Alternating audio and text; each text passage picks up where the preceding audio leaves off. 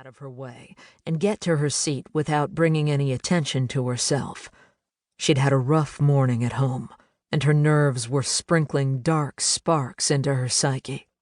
Susannah was more than ready to immerse herself in the orderly realm of math, glorious math. So focused was she on getting to her seat that she never saw the furtive foot, encased in an expensive running shoe, darting out like the tongue of a serpent, tripping her.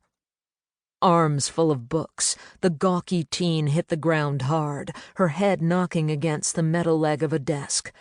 There were a few gasps and more than a few giggles, and when Susannah turned over, stunned, still clutching her books, the concerned frown of Mr. Davis loomed over her.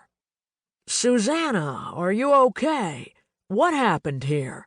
he asked, the cuff of his polyester pants brushing against her arm. She sat up slowly, dazed, a trickle of defiantly crimson blood running down her forehead and over the soft round of her cheek.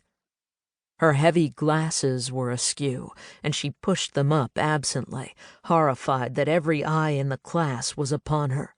She flushed bright red from the base of her neck to the roots of her hair as she heard the guffaws and soft pig sounds of her classmates. Humiliation was an overwhelming emotion that couldn't be stopped, even with years of conditioning. It slammed into her with brute force, threatening to steal the very breath from her lungs.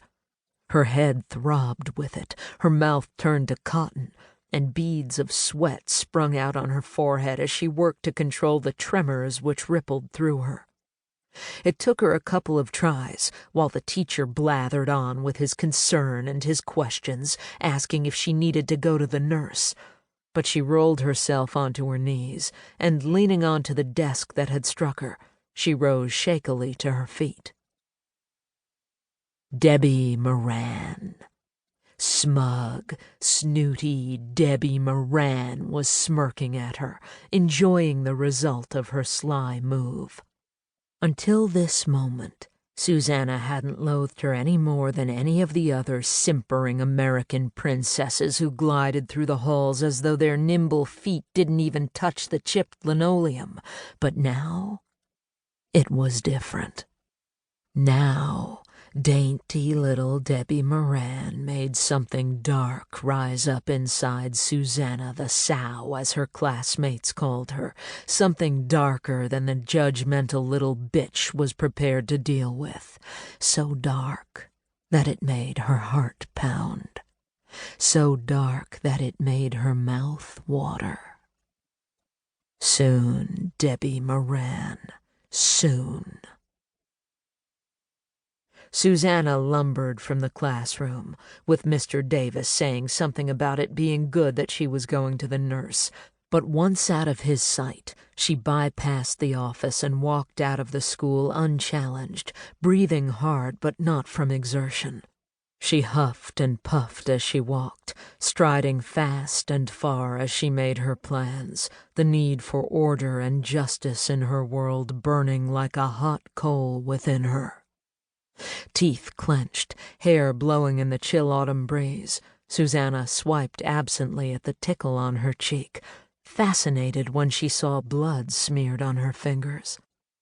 She turned her hand this way and that, focused on the blood, the rude red color of it.